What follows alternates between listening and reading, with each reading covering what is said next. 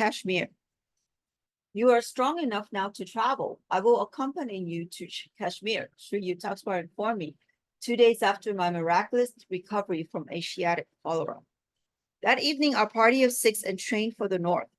Our first leisurely stop was at Simla, a queenly city resting on the throne of Himalayan hills. We strolled over the steep streets, admiring the magnificent views. English strawberries for sale, cried an old woman, squatting in a picturesque open marketplace. Master was curious about the strange little red fruits. He bought a large basket of them and offered it to Kanai and me, who were nearby. I tasted one berry, but spat it hastily on the ground. Sir, what a sour fruit! I could never like strawberries. My guru laughed. Oh, you will like them in America. At a dinner there, your hostess will serve them with sugar and cream.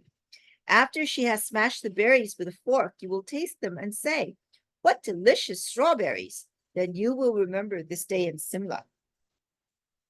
Sri Yukteswar's forecast vanished from my mind, but reappeared there many years later, shortly after my arrival in America. I was a dinner guest at the home of Mrs. Alice T. Hazy, Sister Yogananda, in West Somerville, Massachusetts.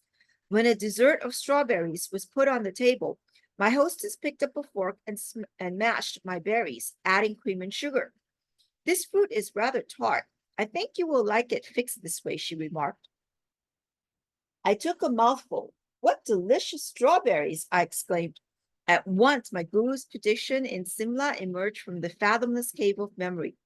I was awestruck to realize that long ago, his God-tuned mind had detected the program of karmic events wandering in the ether of futurity. Our party, move the camera a little bit closer here. Alrighty. I hope that didn't cause a headache. I'm sorry about that. Okay. Our party soon left Simla and entrained for Rawalpindi. There we hired a large closed-top landau drawn by 2 horses for a 7-day trip to Srinagar, capital of Kashmir. The second day of our northbound journey brought into view the true Himalayan vastness. As the iron wheels of our carriage creaked along the hot, stony roads, we were enraptured with changing vistas of mountainous grandeur. Sir, Audi said to Master, I am greatly enjoying these glorious scenes in your holy company. I felt a throb of pleasure at Audi's appreciation, for I was acting as host on this trip. Sri Yukteswar caught my thought. He turned to me and whispered, don't flatter yourself. Audi is not nearly as entranced with the scenery as he is with the prospect of leaving us long enough to have a cigarette. Here is a bookmark, not a bookmark, but a footnote. It is a mark of disrespect in India to smoke in the presence of one's elders and superiors.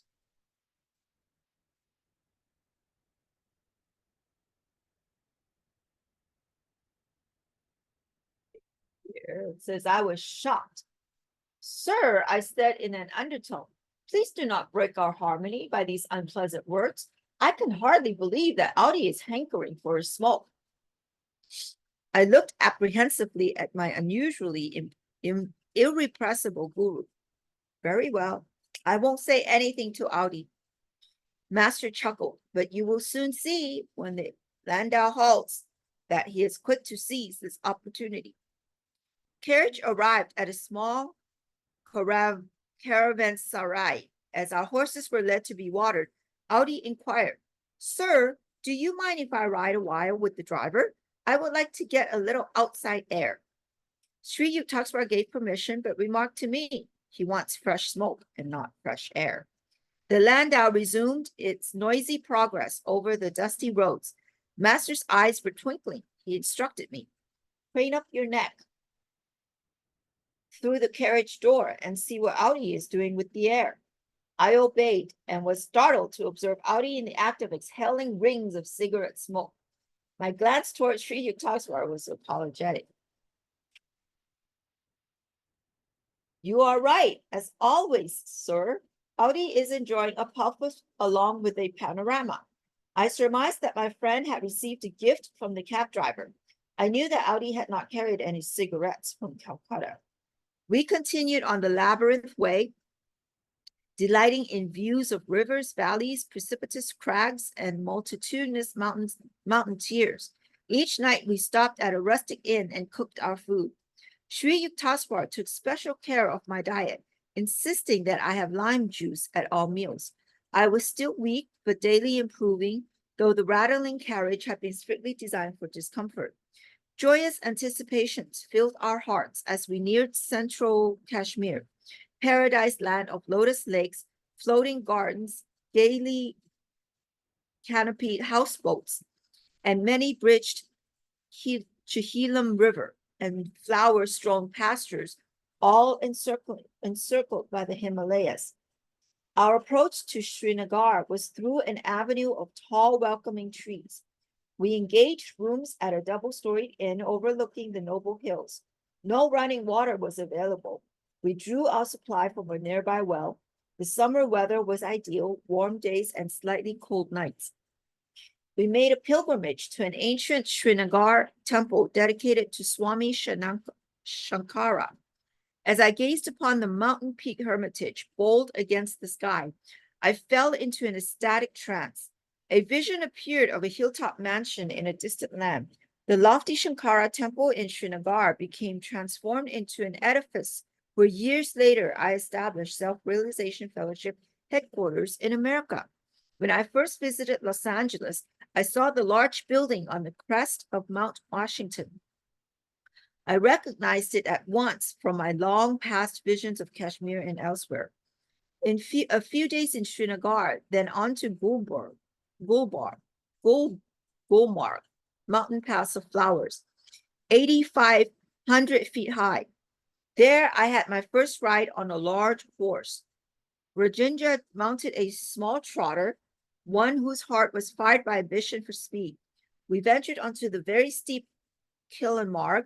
The path led through a dense forest abounding in tree mushrooms, where the mist-shrouded trails were often precarious.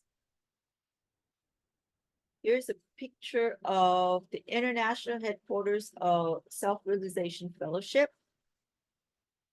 Let me move the pan the camera out a little bit so you can see.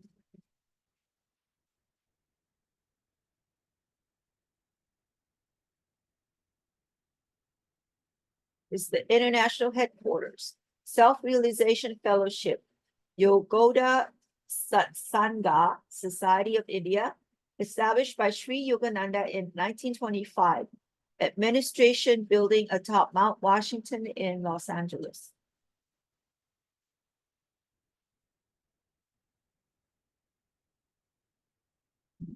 It's covered by a lot of trees. You can barely see the building there, but anyway, it's beautiful. Okay. Oh, here's more pictures. These are the successors to Paramahansa Yogananda. From top left to right, this is Sri Rajarsi Janakananda, spiritual head and president of Self-Realization Fellowship, Yogoda Sangha Society of India, 1952 to 1955. And then Sri Daya Mata succeeded Rajarsi Janakananda in February 1955. Serving for more than 55 years until her passing in 2010.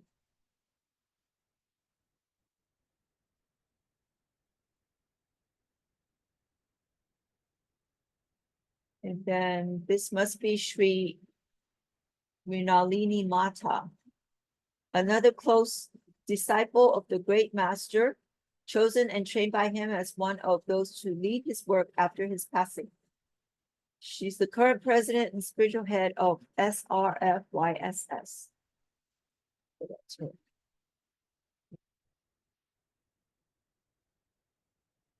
Okay. And the camera a little closer here.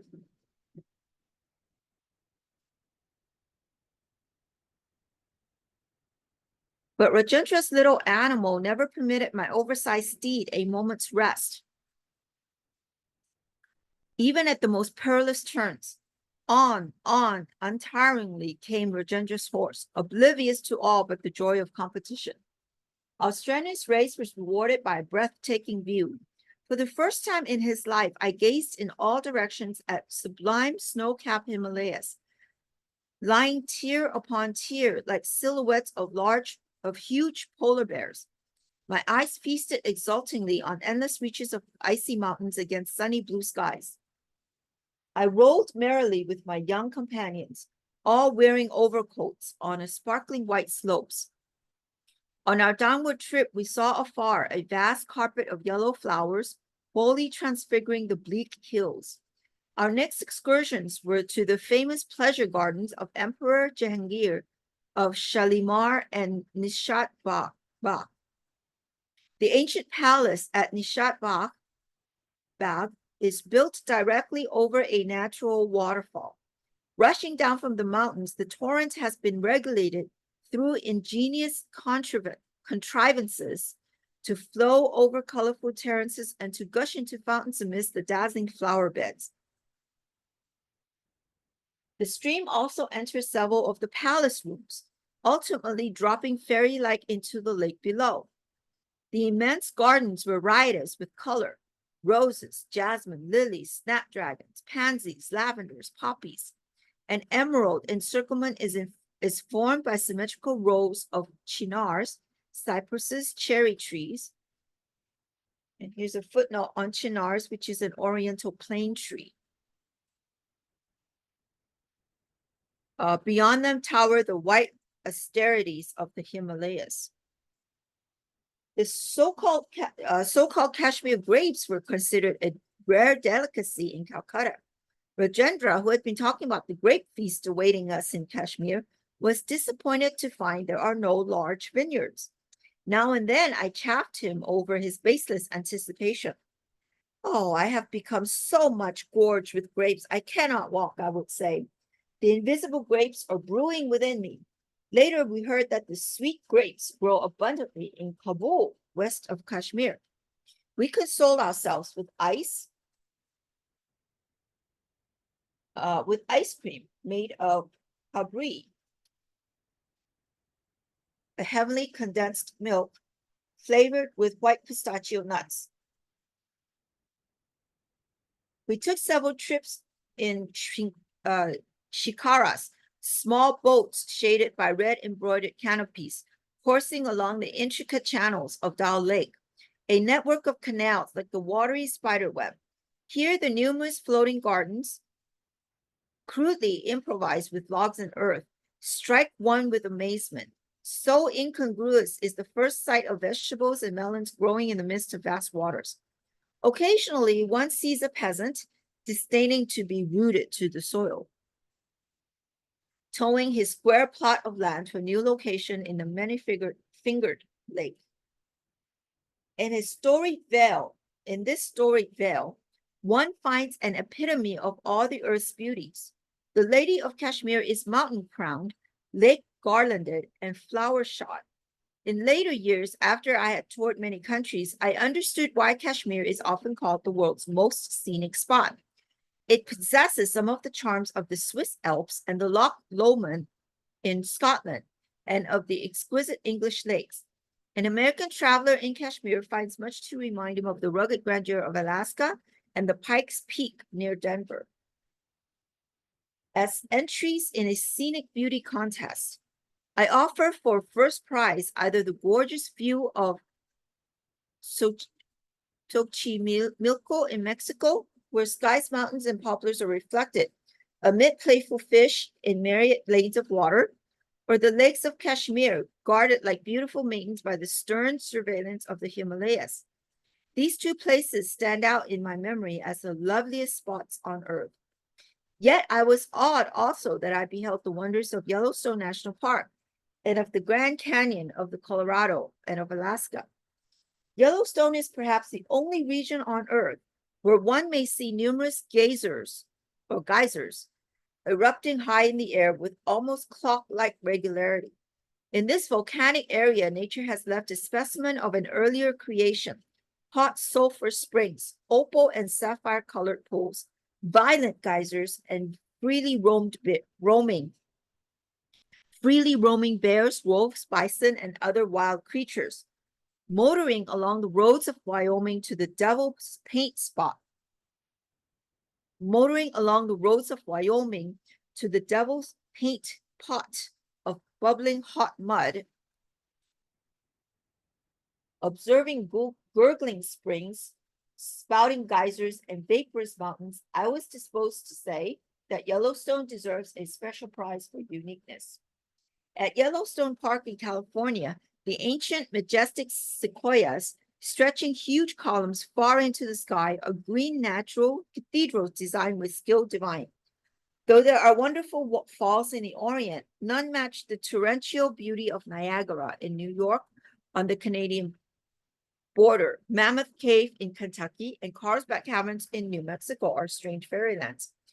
Long stalactites hanging from cave ceilings and mirrored in underground waters present a glimpse of other worlds as fancied by man. In Kashmir, a large number of the people, world famed for their beauty, are as white as Europeans and have similar features and bone structure. Many are blue-eyed and blonde-haired. Dressed in Western clothes, they look like Americans. The coldness of the Himalayas afford the Kashmirs relief from the sultry sun and preserves their light complexions. As one travels south to the tropical latitudes of India, he finds progressively that the people are darker and darker. After spending happy weeks in Kashmir, I was forced to make preparations to return to Bengal for the fall term of Serampore College. Sri Yukteswar, Kanai, and Adi were to remain in Srinagar a while longer. Shortly before I departed, Master hinted that his body would be subject to suffering in Kashmir. Sir, you look a picture of health, I protested. There is a chance that I may even leave this earth. Guruji, I fell at his feet with an imploring gesture. Please promise me you won't leave your body now. I am utterly unprepared to carry on without you. Sri Yukteswar was silent, but smiled at me so compassionately that I felt reassured. Reluctantly, I left him. Master, dangerously ill. This telegram from Audi reached me shortly after my return to Serampore.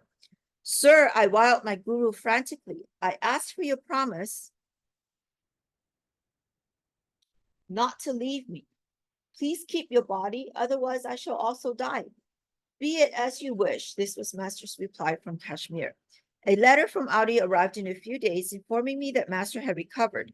On his return to Serampore during the next fortnight, I was grieved to find my guru's body reduced to half its usual weight. Fortunately for his disciples, Sri Yukteswar burned many of their sins in the fire of his severe fever in Kashmir.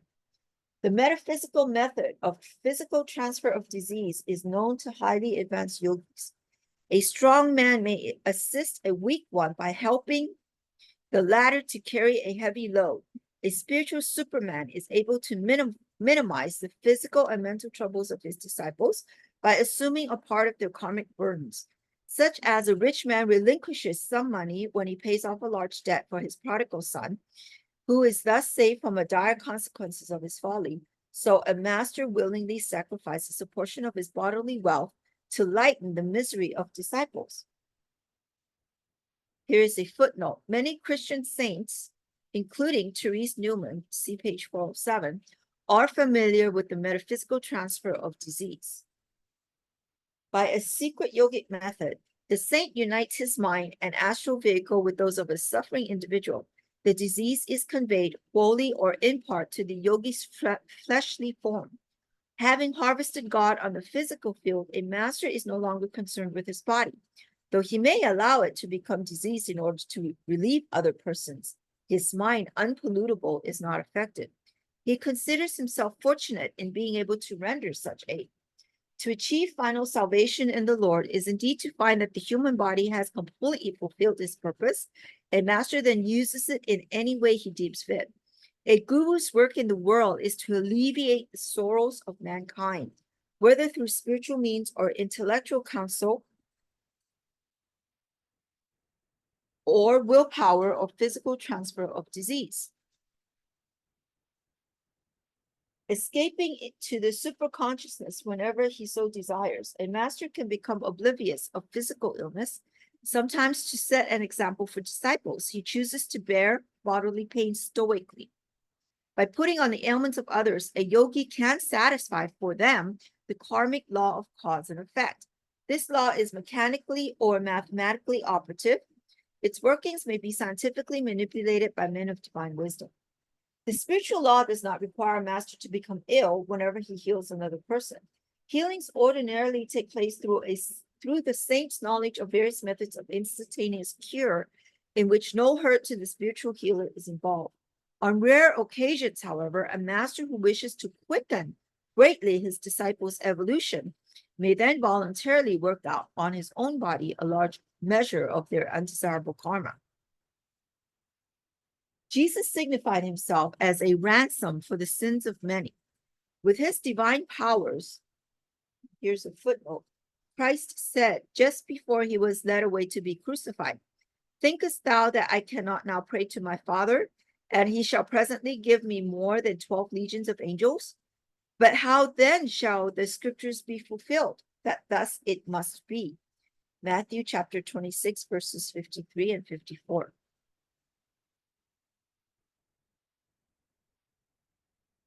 Okay. Christ could never have been subjected to death by crucifixion if he had not willingly cooperated with the subtle cosmic law of cause and effect. He thus took on himself the consequences of others' karma, especially that of his disciples. In this manner, they were highly purified and made it to receive the omnipresent consciousness or Holy Ghost that later descended upon them. And that's in Acts chapter 1, verse 8, and Acts chapter 2, verses 1 through 4 in the footnote.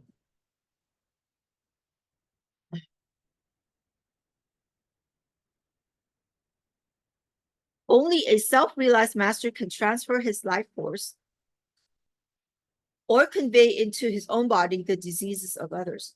An ordinary man cannot employ this yogic method of cure, nor is it desirable that he should do so, because an unsound physical instrument is a hindrance to deep meditation. The Hindu scriptures teach that an imperative duty of man is to keep his body in good condition, otherwise his mind is unable to remain fixed in devotional concentration. A very strong mind, however, can transcend all physical difficulties and attain to God realization. Many saints have ignored illness and succeeded in their divine quest. Saint Francis of Assisi himself, severely afflicted with ailments, healed other men and even raised the dead. I once knew an Indian saint, half of whose body in his earlier years had been covered with sores. His diabetic illness had been so acute that he had found it difficult to sit still at one time for more than 15 minutes, but his spiritual aspiration had been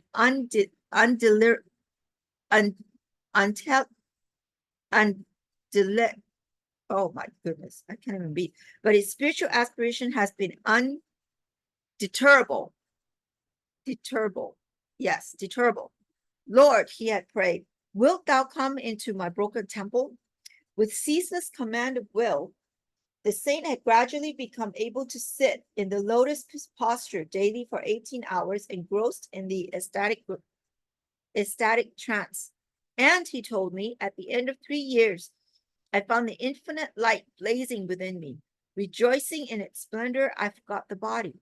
Later, I saw that it had become whole through the divine mercy. A historical healing incident concerns King Baber, 1483 to 1530, founder of the Mongol Empire in India. His son, Humayun, became gravely ill. Here's a footnote on Humayun. Humayun became the father of Akbar the Great. With Islamic zeal, Akbar at first persecuted the Hindus. As I grew in knowledge, I was overwhelmed with shame, he said later. Miracles occur in the temples of every creed. He arranged for a Persian translation of the Bhagavad Gita and invited to his court several Jesuit fathers from Rome.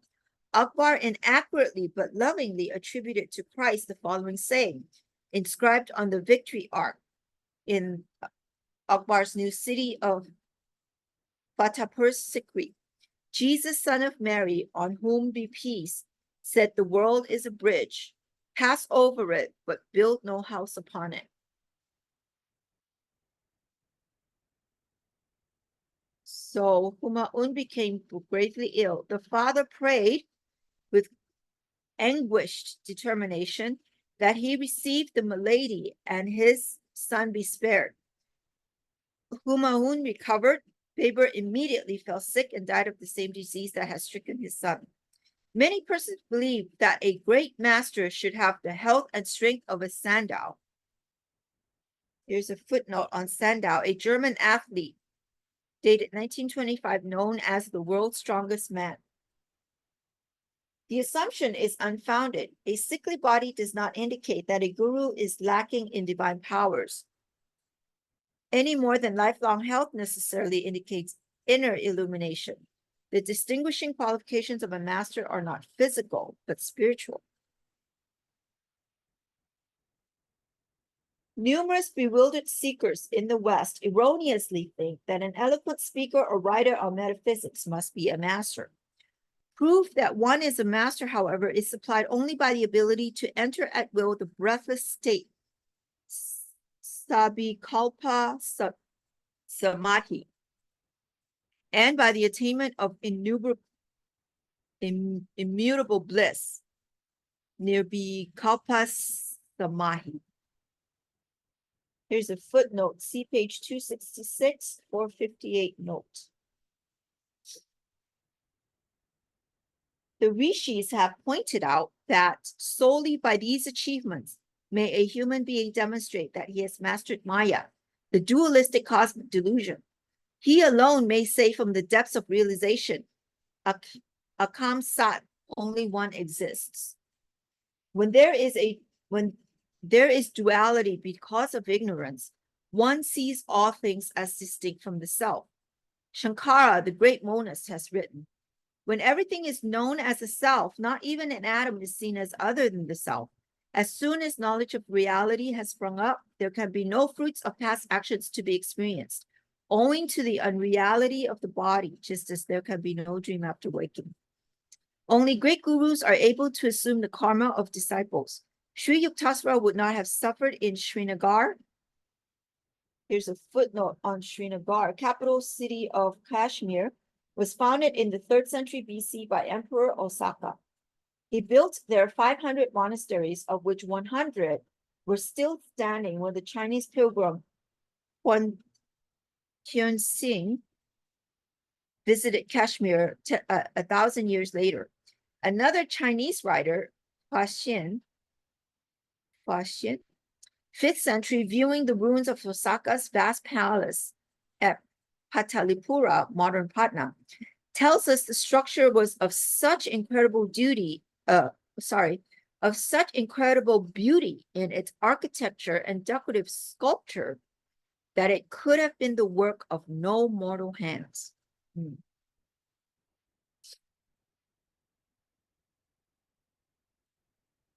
Oh, let's see, where are we here? I have lost my place. Okay, let's start over. Only great gurus are able to assume the karma of disciples. Sri Yukteswar would not have suffered in Srinagar unless he had received permission from the spirit within him to help his disciples in that strange way. Few saints were ever more sensitively equipped with wisdom to carry out divine commands than my God-tuned master. When I ventured a few words of sympathy over his emancipated figure, my guru said gaily, "It has its good points. I am able now to get into some small ganjis, undershirts, that I haven't worn for years." Listening to my master's jovial laugh, I remembered the words of St. Francis de Sales. A saint that is sad is a sad saint. End of chapter 21. Well, thank you so much for joining us.